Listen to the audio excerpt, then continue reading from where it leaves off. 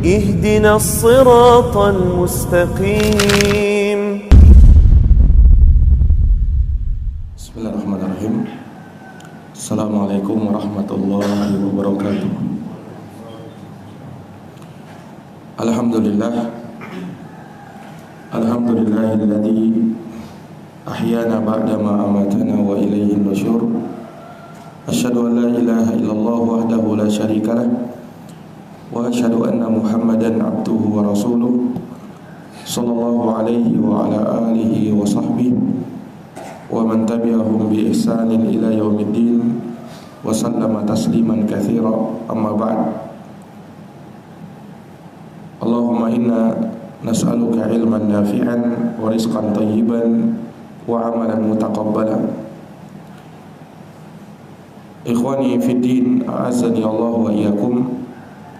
Alhamdulillah, pada subuh hari ini dengan taufik dari Allah kita dapat berkumpul di tempat yang mulia ini untuk kita bersama menjalankan subuh berjamaah dan juga bermajelis. Semoga Allah Subhanahu wa taala senantiasa menurunkan rahmat dan keberkahannya kepada kita. Al-ikhwa azani Allah wa iyyakum, melanjutkan pembahasan kita dari Kitabul Jami' dari Bulughul Maram, babut tarhib atau babut targhib fi makarimil akhlaq. Dorongan-dorongan untuk berakhlak dengan akhlak yang mulia. Setelah kita bacakan hadis yang pertama di bab ini tentang kejujuran dan kedustaan, selanjutnya Al-Hafidz Ibnu Hajar membawakan hadis yang kedua. Wa an Abi Hurairah radhiyallahu anhu, dari Abu Hurairah, semoga Allah meridainya, anna Rasulullah sallallahu alaihi wasallam qala, bahwa Rasulullah sallallahu alaihi wasallam bersabda, iyyakum wadh-dhanna fa inna adh-dhanna akdzabul hadithi. Iyyakum wadh-dhanna, hati-hatilah kalian dari berprasangka. Ini dari prasangka buruk. Fa inna adh-dhanna akdzabul hadits, karena prasangka buruk itu adalah sedusta-dustanya pembicaraan. Muttafaqun alaih. Hadits ini diriwayatkan oleh Bukhari dan Muslim. Nah, hadits ini sudah pernah lewat bersama kita, penjelasannya juga terkait dengan larangan berprasangka dengan prasangka buruk. Seorang muslim hendaknya menjauhi prasangka buruk, dan dia dianjurkan dan dituntunkan untuk berprasangka dengan prasangka yang baik. Adapun prasangka yang buruk dibuang jauh-jauh, kecuali kalau ada qarinah atau ada indikasi untuk kita menyangka dia dengan hal yang buruk. Ada orang misalnya, kita tahu dia selalu berbuat jelek, berbuat buruk, maka ketika dia melakukan tindakan-tindakan yang mencurigakan, maka kita tentu berprasangka buruk kepadanya. Nah, kalau yang seperti itu dibenarkan, karena memang kita melihat pada orang tersebut adalah orang-orang yang biasa dikenal melakukan kejahatan, keburukan. Ketika dia melakukan tindak-tindak yang buruk, maka wajar untuk orang berprasangka kepadanya dengan prasangka yang buruk. Berbeda kalau ada seseorang yang belum kita kenal, nah, seorang muslim, maka asalnya kita berprasangka baik kepada dia. Apalagi kalau orang tersebut kita kenal adalah orang yang baik, orang yang saleh misalnya. Maka ketika kita melihat pada dirinya ada sesuatu yang mencurigakan misalnya, maka yang kita kedepankan adalah prasangka baik. Mungkin ada sesuatu atau ada hal yang saya tidak tahu, hendaknya berprasangka seperti itu. Jangan dia berprasangka buruk kepada saudaranya misalnya, yang dia kenal saudaranya tersebut sering melakukan kebaikan, sering bersama dia dalam kesalehan. maka yang dikedepankan adalah prasangka baik. Kalau kamu lihat ada sesuatu atau gelagat yang mungkin mencurigakan, maka yang dikedepankan adalah prasangka baik. Nah, sampai jelas bagi kita kalau dia melakukan perbuatan yang buruk. Nah, maka Nabi SAW di dalam hadits ini memperingatkan, iyyakum wadh-dhanna, hati-hatilah dari prasangka yang buruk. Fa inna dhanna akdzabul hadithi, karena prasangka buruk adalah sedusta-dustanya pembicaraan. Hadis ini muttafaqun alaih, diriwayatkan oleh Bukhari dan Muslim, dan penjelasannya sudah pernah berlalu, walhamdulillah. Ya, hadis berikutnya kata Al-Hafidz Ibnu Hajar rahimahullahu taala, wa an Abi Sa'id al-Khudri radhiyallahu anhu qala qala Rasulullah sallallahu alaihi wasallam, iyyakum wal julusa ala turuqat. Qalu ya Rasulullah, ma lana buddun min majalisina natahaddatsu fiha. Qala fa amma idza abaitum fa'atu at-tariqa haqqahu. Qalu wa ma haqquhu? Qala ghaddul basar wa kafful adza. Nah, hadits yang berikutnya, hadits yang ketiga dari bab ini, diterima dari sahabat Abu Sa'id al-Khudri. Abu Sa'id al-Khudri namanya adalah Sa'ad bin Malik bin Sinan. Namanya Sa'ad bin Malik bin Sinan. Beliau termasuk dari 7 orang sahabat yang paling banyak meriwayatkan hadis dari Nabi. Nah, Abu Hurairah yalihi Ibnu Umar wa Anas wal habru kal Khudri.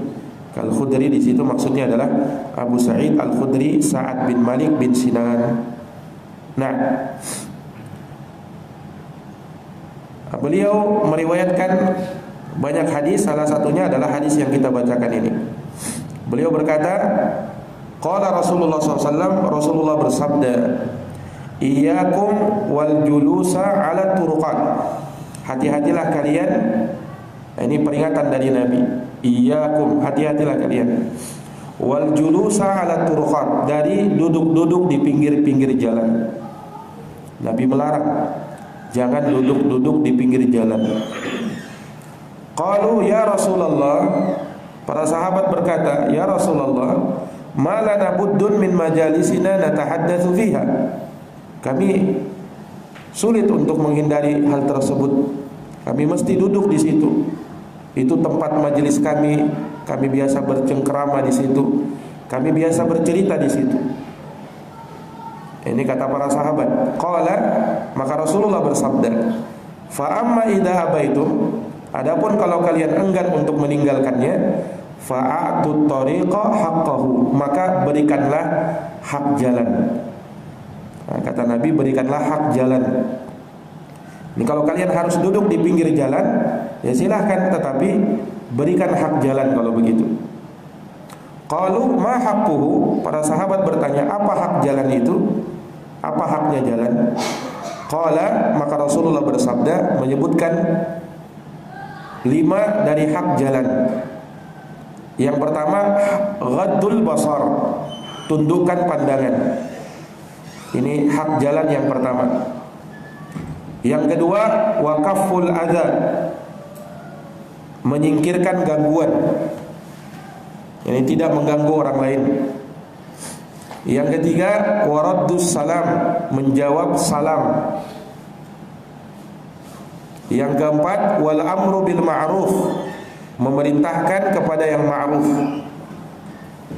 Dan yang kelima, wan nahyu 'anil munkar, melarang dari kemungkaran. Muttafaqun alaih. Hadis ini diriwayatkan oleh Bukhari dan Muslim. Iya. Ikhwani fi din, azani Allah wa iyyakum. Maka hadis ini menggambarkan dan menceritakan kepada kita tentang hak jalan. Dan kita harus memberikan hak jalan tersebut. Dan hadis ini menjelaskan kepada kita tidak bolehnya seseorang untuk duduk-duduk di pinggir jalan. Seperti kebiasaan sebagian anak muda terkadang suka nongkrong di pinggir jalan. Nah, tetapi kalau memang harus duduk di pinggir jalan, ya, maka kalian harus memberikan hak jalan kalau begitu. Jadi kalau memang tidak bisa dihindari mesti duduk di pinggir jalan, maka silahkan, tetapi berikan haknya. Nah, sekarang haknya apa? Nah, itulah 5 perkara yang disebutkan tadi oleh Nabi Sallallahu Alaihi Wasallam. Dalam riwayat yang lain ada tambahan. Dalam hadis Abu Talha dalam Sahih Muslim. 5 tadi disebutkan. Kemudian tambahan yang berikutnya yang ke-6, wa husnul kalam, dan bagusnya pembicaraan. Jadi bicaranya harus bicara yang bagus-bagus. Jangan bicara yang buruk-buruk, yang jelek. Nah, membicarakan kawannya, temannya, menggibah, nah, itu tidak boleh. Itu termasuk hak jalan juga, membaguskan pembicaraan. Ini yang dibicarakan di pinggir jalan. Kalau harus duduk di pinggir jalan, ya bicaranya yang bagus-bagus saja. Bukan memfitnah, bukan mengadu domba, bukan menggibah dan seterusnya. Nah, kemudian dalam riwayat yang lain di luar As-Sahih, yakni dalam riwayat Imam Abu Dawud, Ibnu Hibban, dari hadits Abu Hurairah radhiyallahu anhu dengan sanad yang hasan, Nabi menyebutkan hak jalan yang ke-7, wa irsyadus sabil.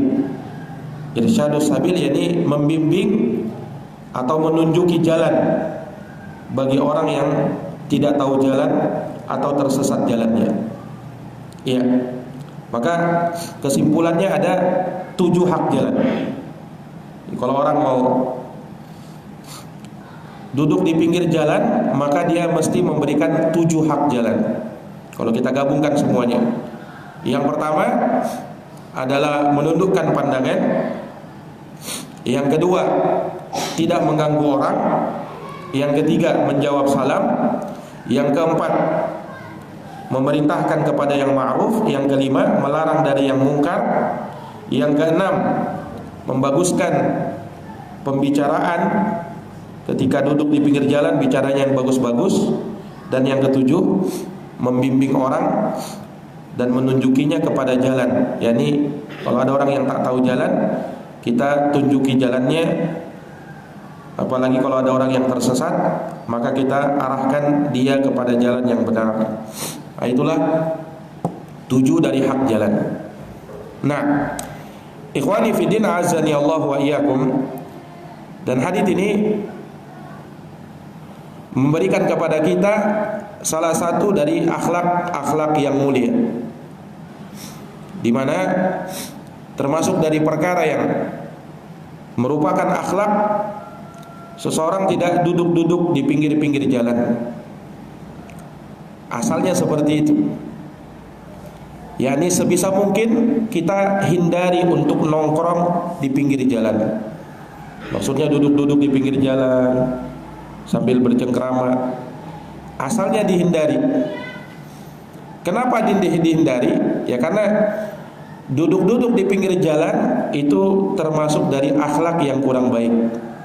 Makanya Nabi SAW mengingatkan, Iyyakum. Iyyakum itu kalimat peringatan, hati-hati. Iyyakum wal julusa ala turuqat. Hati-hati kalian dari nongkrong di pinggir jalan, duduk-duduk di pinggir jalan. Nah, ini mungkin hadits semacam ini mungkin banyak tidak diketahui oleh mereka-mereka yang suka nongkrong di pinggir jalan. Nah, jadi Nabi SAW asalnya melarang. Kenapa? Mungkin ada yang dari kita bertanya, mengapa dilarang oleh Nabi SAW hal tersebut? Ya karena tentu dimaklumi bahwa ketika kita duduk di pinggir jalan, dan jalan itu adalah tempat lalu lalangnya manusia, di situ akan lewat perempuan, para wanita. Nah, dan bisa jadi ada yang tersingkap dari auratnya, bisa jadi, atau hal-hal yang menjadi rahasianya tersingkap dari aib-aib pada tubuhnya misalnya. Nah, dan ada orang yang tidak suka untuk diperhatikan. Karena kalau kita duduk di pinggir jalan, terkadang memperhatikan apa yang terjadi di jalan. Nah, memperhatikan apa yang terjadi di jalan. Dan ada orang-orang yang tidak suka untuk apa? Ya, untuk diperhatikan perkara dia. Nah itu dari hal-hal yang tidak baik. Kemudian dari sisi yang lain, orang yang duduk di pinggir jalan tersebut, dia akan terpampang pada dirinya perkara-perkara yang bisa jadi itu adalah fitnah. Ya, seperti misalnya melihat hal-hal yang haram. Ya, apalagi ada lewat ya cewek-cewek misalnya. Sebagian orang disial-siulnya cewek-cewek itu. Nah, atau di main-main mata dia. Nah, kalau ada cewek-cewek cantik disial-siulnya. Kemudian kadang diejek-ejeknya orang. Nah, banyak terjadi kemungkaran-kemungkaran. Iya. Apalagi terkadang ada orang-orang yang menipu-nipu orang. Ya. Dulu sebagian orang ketika kita jalan rodanya berputar itu nah. Nah, apa maksudnya berputar? Atau dia berbicara dengan hal yang dusta, ya. Standarnya itu belum padahal sudah naik standarnya hanya untuk bermain-main atau mengejek orang. Nah, mengejek-ngejek orang. Ya, ada orang-orang lewat kemudian diejek-ejek. Nah, atau terkadang dia terfitnah dengan orang lain. Ya, ketika yang lewat tersebut orang-orang kaya misalnya membawa kendaraan yang bagus, dia terfitnah dengan hal tersebut. Bisa jadi. Nah, dan banyak kemungkaran-kemungkaran yang lain yang bisa jadi terjadi ketika dia duduk-duduk di pinggir jalan. Nah, bisa jadi dia ya melakukan hal-hal yang buruk atau dia terfitnah dengan keburukan-keburukan yang ada. Ya, makanya dari perkara yang sebenarnya tidak ditekankan atau tidak dianjurkan ketika seseorang misalnya buat malah sengaja membuat kursi-kursi di pinggir jalan supaya orang duduk dan dibuat banyak memang kursi-kursi itu. Nah, itu tidak dianjurkan. Harusnya memang pinggir-pinggir jalan itu tidak dijadikan tempat-tempat yang seperti itu, tempat untuk duduk-duduk. Karena pada dasarnya dilarang sama Nabi SAW berdasarkan hadis ini. Ini malah dibuat misalnya tempat duduk. Bahkan banyak kita mau duduk di mana aja. Akhirnya menawarkan orang memang untuk duduk dan nongkrong di pinggir jalan. Ya wallahu alam bisa jadi karena ketidaktahuan sebagian mereka terkait dengan hadis ini. Ya kalau misalnya mereka tahu atau belum tahu, kita bacakan hadis ini. Iyyakum wal julusa ala turuqat. Nabi peringatkan hati-hati untuk duduk di pinggir jalan. Artinya dasarnya memang dilarang oleh Nabi SAW. Nah, hanya ada rukhsah, ada keringanan seperti dalam hadis ini. Ini kalau asalnya kalau kalian bisa hindari seperti itu. Tetapi kalau kalian harus, artinya terpaksa memang mesti duduk di situ, boleh. Tapi ada syaratnya, seperti itu. Nah, maka inilah yang ditanyakan oleh para sahabat, ya Rasulullah, majalisuna malana min habuddun, yaitu tempat majelis kami ya Rasulullah, kami sulit untuk menghindarinya. Kami harus pergi kemana ya Rasulullah? Nah, ini kata para sahabat, karena mereka beralasan seperti itu. Iya, mereka terkadang melihat bahwasanya tempat itu tempat kami berjumpa dengan kawan kami. Ya kami, ini para sahabat ya. Kalau para sahabat tentunya keimanan mereka sudah kuat. Ya. Dan tentu apa-apa yang mereka bicarakan hal-hal yang baik. Ya, mereka sahabat Nabi SAW. Tapi kalau dibandingkan dengan orang-orang di zaman sekarang, itu sangat jauh. Nah, apalagi yang memang jauh dari agama. Ya, memang jauh dari agama dan ilmu. Kebanyakannya mereka tidak berbicara hal-hal yang baik. Nah, dan justru banyak terfitnah atau mereka difitnah dengan hal tersebut. Nah, Nah, makanya orang yang kalau memang harus duduk di pinggir jalan, itu hendaknya orang-orang yang bertakwa. Orang-orang yang bertakwa kepada Allah, yang memang menundukkan pandangan. Dan memang harus, misalnya pada suatu saat kita ketemu dengan saudara kita di pinggir jalan, ya mungkin kita harus bercengkerama, kebetulan di situ ada kursi, kita mau duduk. Nah, ya maka hendaknya bertakwa kepada Allah Subhanahu wa taala dalam hal tersebut. Ketika memang tidak ada tempat lain, asalnya dihindari ya, asalnya dihindari.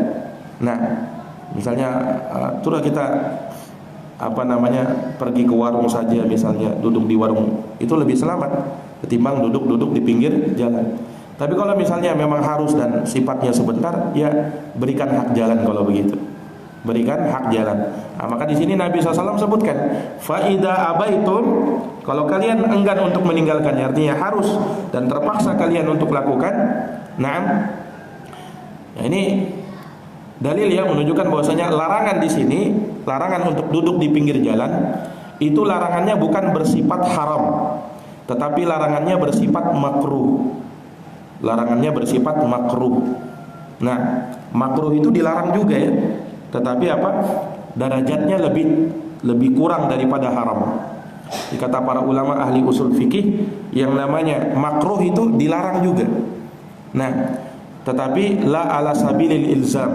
Kalau makruh itu tidak harus untuk ditinggalkan, dalam artian kamu tidak berdosa kalau melakukannya, tetapi sebisa mungkin jauhi. Kenapa? Karena bisa jadi yang tadinya makruh tapi bisa meningkat kepada yang haram. Meningkat kepada yang haram. Jadi jangan dijadikan alasan, oh kan cuma makruh saja, tidak masalah kita duduk kalau begitu. Ya bukan makruh tidak masalah, makruh juga asalnya dilarang. Ada sebagian orang kan berkata seperti itu, makruh artinya tidak apa-apa. Bukan, makruh itu apa-apa juga. Nah, dalam artian makruh itu asalnya dilarang, tetapi larangannya memang tidak terlalu tegas begitu. Tapi asalnya tetap dilarang. Nah, ini para hadirin yang dirahmati dan dimuliakan oleh Allah. Jadi Nabi SAW di sini menyebutkan itu menunjukkan makruhnya hal tersebut. Sebab kalau memang haram maka tidak ada toleransi. Tidak ada toleransi, harus dijauhi memang betul-betul. Tetapi ketika Nabi memberikan rukhsah, nah ini menunjukkan larangan di sini bukan larangan haram, tetapi larangan makruh. Nah, tetapi pada orang-orang yang memang tidak bertakwa kepada Allah, apalagi duduk di pinggir jalan membicarakan aib orang atau justru mengganggu orang. Ada sebagian orang ya dulu orang lewat dilempari petasan, kagetlah orang. Nah, ada yang seperti itu ya. Nah, maka ini ikhwani fillah azani Allahu wa iyyakum. Maka Nabi SAW menuntunkan kepada sahabat, ya kalau memang harus kalian tidak bisa tinggalkan, fa'atut thoriq haqqahu, maka berikanlah hak jalan. Berikanlah hak jalan. Ya. Nah, maka ketika Nabi menyebutkan hak jalan, ini kan sifatnya masih global. Maka sahabat minta rinciannya. Wa ma haqquhu ya Rasulullah? Apa hak jalan itu ya Rasulullah? Ini pertanyaan. Ya, ketika seseorang tidak tahu, ya dia tanyakan apa hak jalan itu. Maka Nabi SAW menyebutkan 5 hal. Nah, 5 hal ini ditambah lagi 2 hal yang tadi disebutkan di hadis yang lain. Yang pertama, ghaddul basar, tundukkan pandangan. Orang-orang yang nongkrong di pinggir jalan kira-kira bisa seperti ini, menundukkan pandangan. Nah, ini kebanyakan orang-orang yang nongkrong di pinggir jalan, apalagi anak-anak muda terkadang, itu justru memang melepaskan pandangannya, justru memang diperhatikan. Bukan menundukkan pandangan begini, tapi justru memang dilihat, sengaja memang melihat orang-orang jalan. Nah, ini yang pertama saja terkadang sulit untuk dihindari, ya kan? Artinya ini hak jalan harus kau berikan. Kalau tidak, maka tidak boleh duduk di pinggir jalan. Ini kan keringanan. Kalau kau misalnya mau duduk di pinggir jalan, ya tundukkan pandangan dulu. Ini baru yang pertama, ini baru syarat pertama. Mampu tidak tundukkan pandangan? Kalau tidak mampu, berarti harus jauhi. Tidak boleh duduk di pinggir jalan. Nah, ini bagi sebagian orang, ya menundukkan pandangan syarat pertamanya sudah berat, ya kan?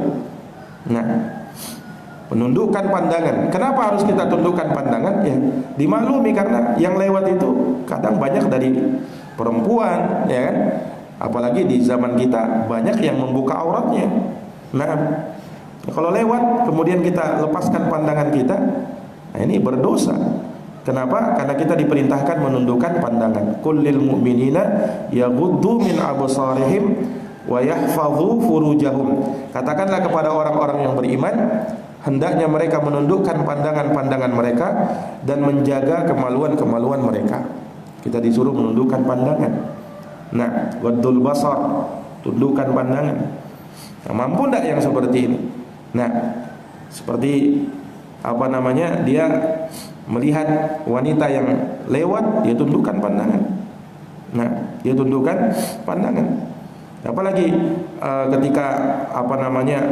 Mereka membuka auratnya, ya, atau mungkin mereka berjilbab tetapi ketika mereka naik kendaraan mungkin kena angin, bisa jadi tersingkap sebagian auratnya. Nah, ini ikhwani fillah azani Allah wa iyyakum. Maka ini menunjukkan kalau ada orang yang justru di pinggir jalan memang niatnya mau lihat-lihat perempuan, istilahnya mau cuci mata orang, dia mau cuci matanya katanya. Nah ini jelas berdosa. Ini bukan lagi makruh hukumnya, tapi apa? Dosa. Dan haram untuknya melakukan hal tersebut. Nah ini ikhwani fillah azani Allah wa iyyakum. Nah dari sini juga ya menunjukkan kepada kita haramnya seseorang yang memang bukan dia duduk di pinggir jalan, tetapi dia pergi ke jalan untuk melihat cewek, untuk melihat cewek. Mau kemana? Mau lihat cewek dulu. Mau lihat cewek katanya. Nah, apa maksudnya? Ya, melihat perempuan. Ya. Nah, ini jelas haram. Dia mungkin bukan duduk di pinggir jalan, tetapi sekedar dia keluar mau lihat pemandangan seperti itu. Nah, ini jelas dia berdosa dengan hal tersebut. Karena niatnya sudah memang niat yang buruk. Jadi walaupun dia tidak duduk di pinggir jalan, tapi niatnya memang mau lihat cewek, nah, maka itu cukuplah sebagai suatu keharaman. Karena kita diperintahkan untuk menundukkan pandangan. Ghaddul basar, tundukkan pandangan. Ini baru yang pertama ini. Yang kedua, as-sani kaful ada, tidak mengganggu. Nah, tidak mengganggu apa? Baik dengan lisannya atau dengan perbuatannya. Nah, dengan lisannya jangan orang lewat kemudian diejek-ejek, ya, atau dibohongin dengan sesuatu. Ada orang terkadang jalan kemudian dibohong-bohongin orang. Nah, ini yang seperti ini tidak boleh, itu mengganggu. Atau dia mengganggu orang dengan ejekan-ejekan, baik dengan kedipan mata, dengan sial-siul. Ada orang dia sial-siul ya untuk mengejek. Nah, itu sama, itu kaful ada juga, mengganggu orang. Ya. Apalagi kalau misalnya sengaja memang menaruh gangguan di jalan. Ada orang lain dia taruh apa sesuatu di jalan memang untuk memberikan gangguan. Nah, ini jelas yang seperti ini dilarang. Ya. Atau meletakkan sesuatu perkara-perkara yang sifatnya berlebih-lebihan, sama seperti polisi tidur itu, ya. Kalau diletakkan terlalu banyak, ada sebagian orang di jalan itu terlalu banyak polisi tidurnya, ya. Nah, itu juga kaful ada, itu tidak boleh. Tapi kalau sifatnya memang yang diperlukan, ya silahkan, tidak masalah. Ada sebagian orang berlebih-lebihan, terlalu banyak polisi tidurnya. Apalagi polisi tidurnya dibuat tinggi-tinggi. Ya mungkin dia punya masalah sebelumnya, ya. Ada orang mungkin ngebut-ngebut di situ, ya. Itu masalah dirinya. Jangan dihantam rata semua orang. Nah, artinya boleh kau letakkan polisi tidur, ya, di jalan-jalan itu, tetapi jangan berlebihan, sekadarnya saja. Memang untuk membuat orang supaya tidak laju. Tapi kalau dibuat marah dia sama orang-orang, akhirnya dibuat polisi tidurnya tinggi-tinggi sampai pas orang naik motor tersangkut motornya, kasihan. Ya sekarang begitu kan, tersangkut motornya, rusak motornya. Nah, pas ada orang begitu dinyamininnya, nyamin kau bilangnya. Nah, ini sebagian orang seperti itu, ya. Sekali lagi bukan dilarang meletakkan polisi tidur, tapi kalau sampai mengganggu pengguna jalan, apalagi sampai terlalu banyak berlebih-lebihan ya kan. Nah, yang seperti itu tidak boleh. Itu kaful adza, masuk di dalam kaful adza, mengganggu orang lain. Nah, ya tentunya kalau misalnya kita lihat lewat ya, kita naik motor, ada polisi tidur dengan ada polisi tidur, mana yang lebih senang? Ya tentunya kita lewat yang ada polisi tidur kan. Makanya sebagian orang cari-cari itu celah-celah kalau tidak ada gundukannya dia lewat situ. Nah, ya karena memang tidak suka lewat situ asalnya. Ya tapi ya kita sebagai pengguna jalan juga harus tahu diri. Ketika lewat di gang-gang jangan ngebut. Nah, jangan ngebut. Nah, itu juga harus diperhatikan. Nah, ini ikhwani fiddin azanillahu wa iyyakum. Baik. Jadi ini hak yang kedua, hak jalan yang kedua apa? Tidak boleh mengganggu orang lain. Nah, baik dengan lisannya ataupun dengan perbuatannya. Baik. Kemudian berikutnya yang ketiga, raddus salam, yaitu apa? Menjawab salam. Ya, karena yang disunnahkan apa? Orang yang jalan atau yang berkendaraan itu mengucapkan salam kepada pejalan kaki atau orang yang lagi duduk. Nah, maka ketika dia duduk di pinggir jalan, maka dia apa? Mesti memberikan hak jalan, yaitu menjawab salam orang lain.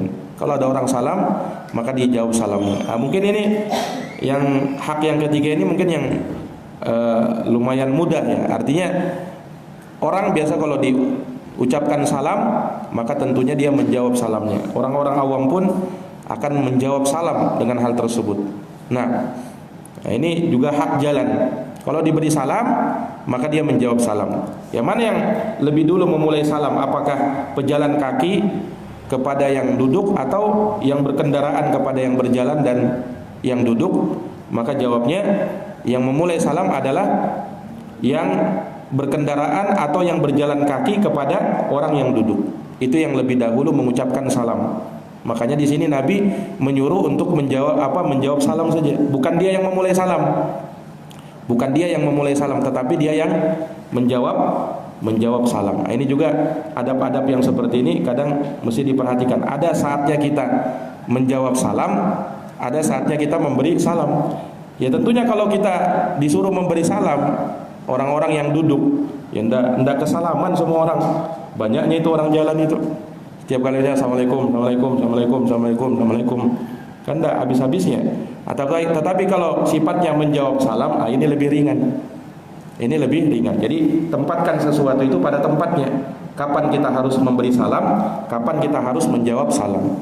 Ada satu faedah juga pernah disebutkan oleh Syekh kami waktu di Yaman, sama seperti orang yang menelpon dan ditelepon. Nah, siapa yang lebih dulu menjawab salam atau memberi salam? Nah, Syekh kami mengatakan kalau orang yang menelpon hendaknya dia yang lebih dulu memberi salam, bukan yang ditelepon. Ada sebagian orang ketika ditelepon langsung assalamualaikum. Itu dari sisi ketepatan kurang tepat. Harusnya yang menelpon itu yang memberi salam, yang ditelepon itu nunggu salam aja. Kenapa? Karena kiasnya seperti orang yang menelpon itu orang yang ngetuk pintu rumah kita. Yang ngetuk pintu rumah kita, apakah dia yang menjawab salam atau yang di dalam? Ya tentunya yang mengetuk pintu lah, ya kan? Yang mengetuk pintu dia yang memberi salam. Nah, sementara yang di dalam ya dia jawab salam. Sama dengan orang yang nelpon.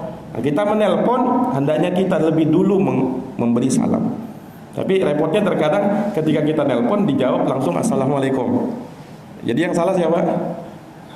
Yang salah yang ditelepon. Harusnya yang ditelepon itu nunggu salam. Nah, itu dari sisi ketepatannya, tidak tepat maksudnya itu, tidak tepat. Nah, ya walaupun memang itu kebiasaan sebagian orang ya mungkin semangat memulai salam ya. Tetapi dari sisi ketepatan yang menelpon dulu yang memberi salam. Jadi kita nunggu saja, nunggu salamnya dia. Kecuali kalau dia tidak ada salamnya, baru kita mulai salam untuk mengingatkan dia. Jelas ya? Nah, ini ikhwani fiddin azani Allahu wa iyyakum. Dan mengucapkan salam serta menjawab salam itu disebutkan di dalam Quran surat An-Nisa ayat 86. Wa idza khuyyitum bi tahiyyatin fahayyu bi ahsana minha aw rudduha. Apabila kalian diberikan salam penghormatan, ucapan salam, maka berikanlah jawaban salam yang lebih baik atau jawablah yang semisalnya.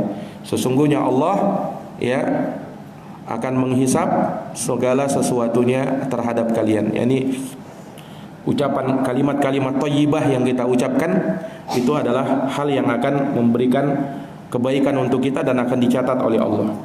Nah, apalagi salam itu adalah ucapan yang sangat baik. Iya.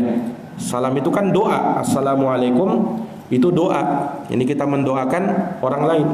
Nah, sehingga doa itu ya hendaknya kita ucapkan kepada orang lain dan lebih utama lagi kepada keluarga kita. Ada sebagian orang pandai mengucapkan salam kepada orang lain ketika masuk rumah orang lain, tapi ketika masuk rumah sendiri dia tidak pandai mengucapkan salam. Ini kekeliruan ya. Harusnya kalau kamu mengucapkan datang ke rumahmu, maka keluargamu ucapkan salam juga. Biasakan yang seperti itu. Jangan bilang, "Oh, Ustaz sudah biasa rumah sendiri juga, enggak masalah." Nah, akhirnya sebagian orang terkadang agak canggung ya ketika mengucapkan salam di rumahnya. Nah, tumben ngucapin salam. Saking tidak biasanya ngucapin salam itu. Saking tidak biasanya. Ini kekeliruan, harusnya dibiasakan yang seperti itu. Ketika datang misalnya, kalau misalnya istri lagi di dapur misalnya atau dia salam nanti setelah masuk. Ya, pertama kalian masuk salam, ya kan? Enggak didengarkan, masuk kemudian berikan salam sama keluarga kalian. Kalau dia belum jawab, ucapkan salam. Biasakan yang seperti itu. Karena salam itu sekali lagi doa. Assalamualaikum artinya semoga Allah memberikan keselamatan untukmu. Mana yang lebih pantas untuk kita doakan? Ya tentunya keluarga kita. Tentunya keluarga kita. Jadi kalimat-kalimat thayyibah itu biasakan juga pada keluarga kita. Nah, jangan hanya sama orang lain pandai salam, tapi sama keluarga sendiri kadang tidak pandai salam. Taib yang keempat, al-amru bil ma'ruf, dan yang kelima wan nahyu anil munkar. Amar ma'ruf nahi munkar. Nah, ini juga harus ditegakkan dan diberikan hak jalan terhadapnya. Nah, ya, karena beramar ma'ruf nahi munkar ini dari perkara yang diperintahkan di dalam agama kita. Iya. Ini dari perkara hal yang diperintahkan di dalam agama kita. Ya, terkadang kita mungkin melihat di jalan sesuatu ya yang harus kita cegah dari kemungkaran yang dilakukan, maka kita harus cegah. Nah, itu hak jalan. Nah, siapa suruh duduk di pinggir jalan ya? Kamu yang pertama melihat, yang pertama menyaksikan, itu yang harus mencegahnya. Nah, makanya kata Nabi, man ra'a minkum munkaran falyughayyirhu biyadihi. Barang siapa yang melihat kemungkaran di antara kalian, maka rubahlah dengan tangannya. Fa illam yastati fa bilisani. Kalau tidak mampu, maka dengan lisannya. Fa illam yastati fa biqalbi. Dan kalau tidak mampu, maka dengan hatinya. Wa dzalika adhaful iman. Dan itulah selama-lamanya keimanan. Hadis sahih riwayat Muslim dari sahabat Abu Sa'id Al-Khudri radhiyallahu kepada yang ma'ruf. Iya. Maka ini dari perkara yang diingatkan oleh Nabi sallallahu alaihi wasallam. Ya. Seorang misalnya melihat ada orang yang bermalas-malasan, tidak pergi sholat, maka dia dorong orang tersebut untuk pergi ke masjid, ajak dia pergi ke masjid, kemudian untuk sholat, karena itu bagian dari amar ma'ruf. Nah, dari amar ma'ruf. Iya. Diajak orang untuk mengerjakan sholat. Iya.